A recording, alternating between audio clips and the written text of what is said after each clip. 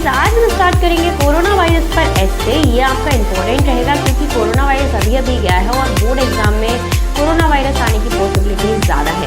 तो ये फटाफट से स्टार्ट करते हैं। किसी भी ऐसे को लिखना स्टार्ट करते हैं तो सबसे पहले हम देते हैं इंट्रोडक्शन या फिर प्रस्तावना कह सकते हैं आप। तो इंट्रोडक्शन में आपको क्या लिखना है?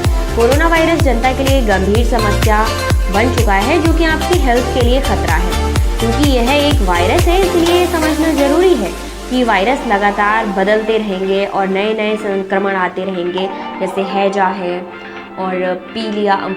ये सारी चीज़ें पहले आई थी और इन चीज़ों ने भी इतना ही परेशान किया था। तो पोलियो है, पोलियो के टीके लगते हैं। ये सारी चीज़ों से हम लोग निपट चुके हैं। कोरोना वायरस अभी हमारे लिए नया है, तो हमें अलर्ट रहना है कि आगे भी ये सारी चीज़ें आ सकती हैं और अपनी हेल्थ का अच्छे से ध्यान रखना है।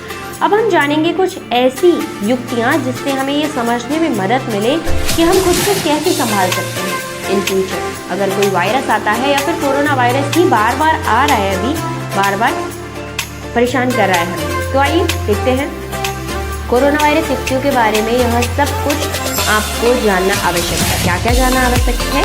सबसे पहले और सबसे महत्वपूर्ण, हमें ये सुनिश्चित करना चाहिए कि हमें कोरोना वायरस संबंधी जो सुझाव वैध स्रोत मिल रहे हैं। वायरस के चल रहे डर के कारण लोग बहुत सारी बातें बता रहे हैं। सारी बातें सच नहीं है, सारी टिप्स एंड ट्रिक्स रियल नहीं है। तो आप डॉक्टर्स या फिर गवर्नमेंट हॉस्पिटल्स में डॉक्टर्स प्रोवाइड है, वहाँ पर जाकर चेक कराइए या फिर आप अपने पर्सनल डॉक्टर से चेक कराइए, उन्हीं का सजेशन लीजिए। किसी अरे खैरे की बातों को मानने की कोई भी ज़रूरत नहीं है। अदरवाइज आप WHO दिशा निर्देशक या फिर अपनी सरकार या फिर डॉक्टर के दिशा निर्देशकों का पालन करें। अब कुछ कोरोना वायरस युक्तियों पर विस्तार से यानी डिटेल में नज़र देख लीजिए एक बार।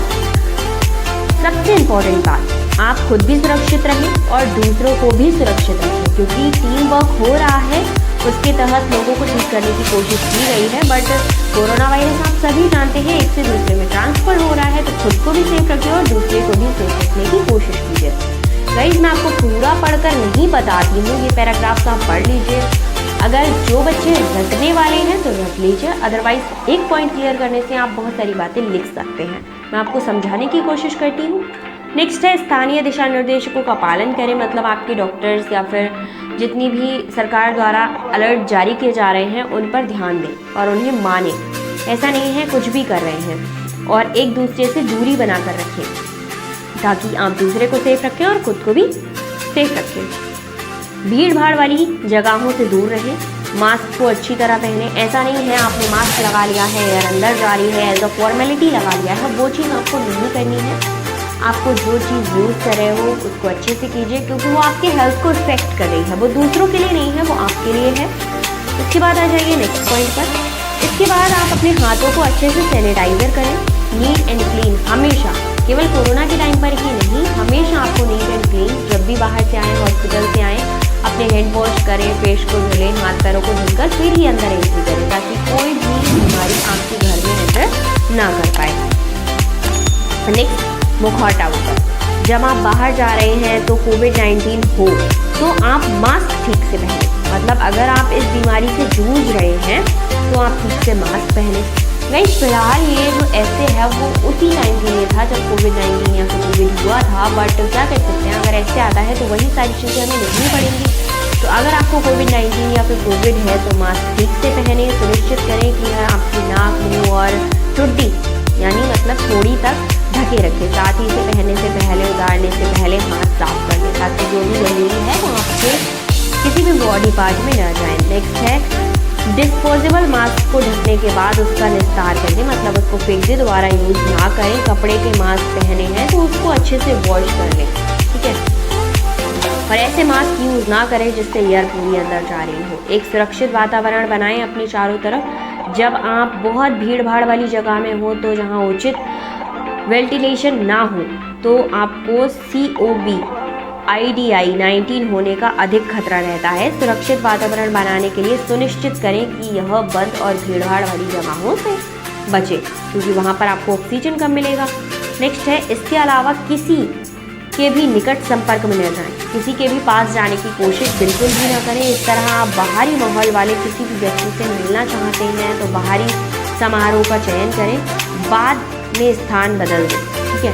प्राकृतिक वेंटिलेशन के लिए खिड़कियाँ और दरवाजे खुले रखें और मास्क पहनकर रखें। अच्छी स्वच्छता बनाए रखें।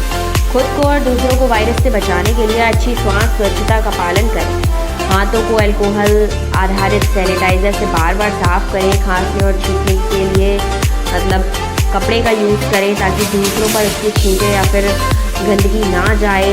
सतहों को बार बार कीटाणुनाशक से साफ करें। अपने घर के फर्श को बार बार डिटॉल या फिर ऐसी चीज़ों से साफ करें ताकि आपके घर में ये वायरस ज़्यादा देर तक या फिर एंट्री ही ना कर पाए। और घर में घुसने से पहले अपने हाथों को अच्छे से सैनिटाइज़र कर लें।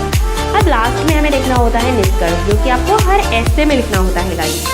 तो कुल मिलाकर सुनिश्चित किया है कि आपको अपने कोरोना वायरस संबंधी सुझाव विश्वसनीय स्रोतों से मिल रहे हैं। इसके अलावा आपको कोरोना वायरस उपचार के लिए अनौपचारिक स्रोतों का भी पालन नहीं करना है।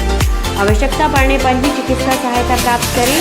सुरक्षित रहें और दूसरों को भी सुरक्षित करें। ये नहीं एवे कोरोना हो गया चल दिए, नहीं, उससे आप और ज़्यादा बीमार हो सकते हैं, क्योंकि वहाँ तो सारे लोगों को कोरोना है ना, वो आपको और ज़्यादा परेशान करेंगे।